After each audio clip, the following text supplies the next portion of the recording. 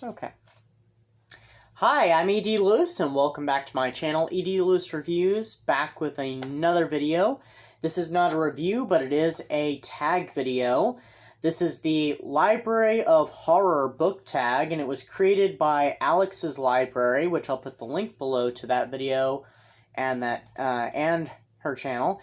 And I was tagged by Books of Blood, so John over at Books of Blood, and I will have a link to that video and his channel as well. So look for those in the description. So there are 10 prompts to this one. I kind of thought this one, when I watched John's video, I'm like, oh, this one's going to be so difficult. I don't know what I'm going to do for this one. And I got to thinking about it last night, and I'm like, oh, I know what I could do for that. Or, you know, I also watched Alex's video, and I subscribed to her channel, so, you know, make sure to do that too, and also subscribe to John's channel if you have not done so. And I got some ideas, so. So let's get started. So, well, you know what, I'm gonna need to, I need my tablet, so I better open it. I haven't opened it yet, I forgot to do that. So, hold on. And, you know, this video is perfect for spooky season, so, you know, it's excellent.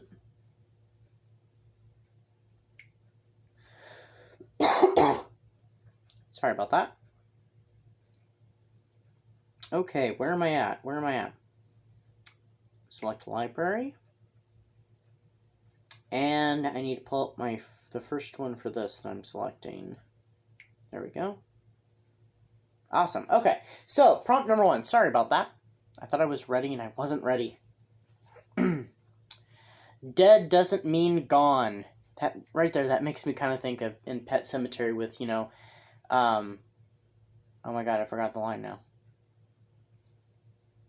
Sometimes dead is better. Sorry, I don't know why I forgot the line, and I know that line. A horror book with a ghost haunting. Well, I could have chose a couple different ones for that, but I chose the most recent ghost haunting book I'd read, and that is Craven Manor by Darcy, which I've already reviewed this, but there is a ghost haunting it, but it's, I don't want to give too much away. There's a ghost haunting in this, and this was the book that I said was very much a twist on the, on the ghost story. Or the you know, haunted house story, that's what I was trying to say. Because there is this great house that the main character, whose name is Daniel, I couldn't remember for a moment, he goes to work for this house, and he's very down on his luck, so he's desperate for a job, and so he goes to work for Craven Manor for this mysterious man named Bran. And, well, it turns out that, you know, where he's staying, the estate is haunted. That's all I'm going to say. But check it out, it's by Darcy Coates, it's excellent. My first Darcy Coates book that I've read. Alright, so I'm gonna have to pull another one up.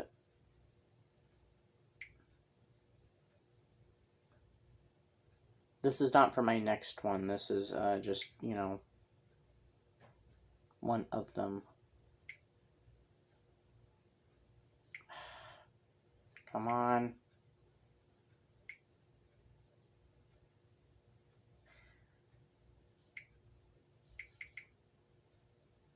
I'm sorry, this is taking longer because I should have already pulled this stuff up. I'm aggravated at myself.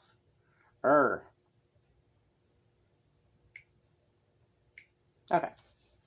I don't need it right away, but I do want it up already so I can get going. So prompt number 2, sorry about that, is Lullaby, a horror book with a creepy child.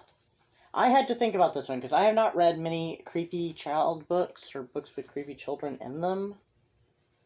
Some, you know, books with children that have done some questionable things, but, or, you know, are just involved. But then I thought about it, I'm like, oh, I know the perfect book for this. The ones I've read, that is. And that is My Friend Nick by Joseph Hood.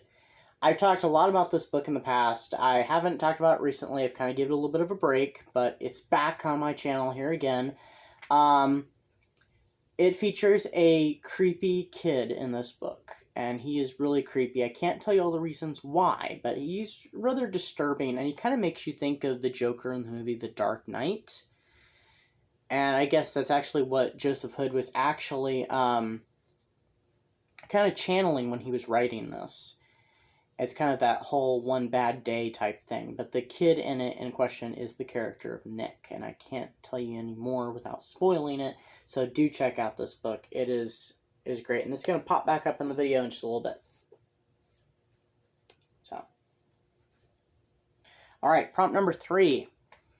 You are invited. A horror book with a creepy cult. Now, I don't have a copy of this book on me because when I read it, I didn't have my own copy. So, and I need to get one because I would like to reread it and do a review on it. And that is Rosemary's Baby. And the author's name escapes me at the moment. Well, I'll have it in the description because I'll have books mentioned and I'll have who it's by. So I'm sorry, I can't remember the name of the author off the top of my head. But it has a creepy cult involved. Because this woman and her husband they move into this this apartment building that's very luxurious in New York, and they're a newlywed couple, and they're thinking about, having a baby and stuff, and they have these really odd neighbors, and these neighbors appear to be witches of some sort, so they're kind of in a cult, and she thinks they want to kill her baby, and that's all I'm going to say. Her unborn child, by the way. Number 4, Devil's Advocate. A book with a morally gray protagonist. This one was one I had trouble with, and I couldn't think of anything until I thought, oh, well, this book would be great for that, and it's at the bottom of my stack, of course, now. And that's Frankenstein, which is one I plan on doing a review on soon, by Mary Shelley. Of course, the character who I'm talking about, who is in a morally gray, well, I guess it could be the creature, but is Victor Frankenstein himself, because he's obsessed with the secrets of life and death and plans to discover them. He goes places where man is not supposed to go. And so that's why I chose Frankenstein. I'm going through this rather quickly. Number 5, It's You, It's Me, It's Us. A horror book whose protagonist you relate to. The one I chose for this, try and knock things over, is the character of Louis in Interview with the Vampire, because he's very much stuck in the past. He's telling his story. He's the vampire in question. He's telling his story to this reporter, who in a later book, which I just reviewed, in Queen of the Damned, is named Daniel. He tells his life story, how he meets this vampire named Lestat, the vampire Lestat, and the vampire gives him a choice because he's become so depressed because his brother has died, and he laments so much throughout this book. But I kind of relate to him a little bit. He's haunted by his past, and some things I have been there. I've been haunted by things that have happened to me before, and so I can understand his grief and his lamenting a lot in this. So, but I chose Interview with the Vampire by Anne Rice. All right, number 6, right? Yeah. Till Death Do Us Part, a horror book with a romantic plot. And the book I selected for that is Dark Shadows, Angeliques Descent by Laura Parker. Of course, the Dark Shadows book had to creep its way in here. So I chose this one. It does have a romantic plot because it's telling the story of Angelique. We learn about her past, the witch from Dark Shadows. We learn where she grew up, how she grew up, and her first love, which she never got over, and that is Barnabas. So there is a romantic plot, and there is a romance between them, and then, well, if you know the story of Barnabas and Angelique, then you should know where that's going. And so it is a story of obsession, true love, and betrayal. And revenge. So I'm going to restack these because on ones I'm not going to use again, so I'm not planning on using those ones again. Okay, so number 7. I told you this one was coming back up. Pondering the Pages, a horror book that stayed with you long after the last page, and that would be My Friend Nick by Joseph Hood. It definitely stayed with me because the ending was so shocking. I literally gasped while reading it. My hand flew over my mouth. I was like, oh my god, when it happened. Actually, it was a couple times, I'm pretty sure. I believe it was a couple times that I gasped. But the ending haunted me. And I'm looking forward to Joseph's third book, which takes place after this one and his other book, The Bride of Warren. Which, did I grab The Bride of Warren for this one? Am I using The Bride of Warren for this one?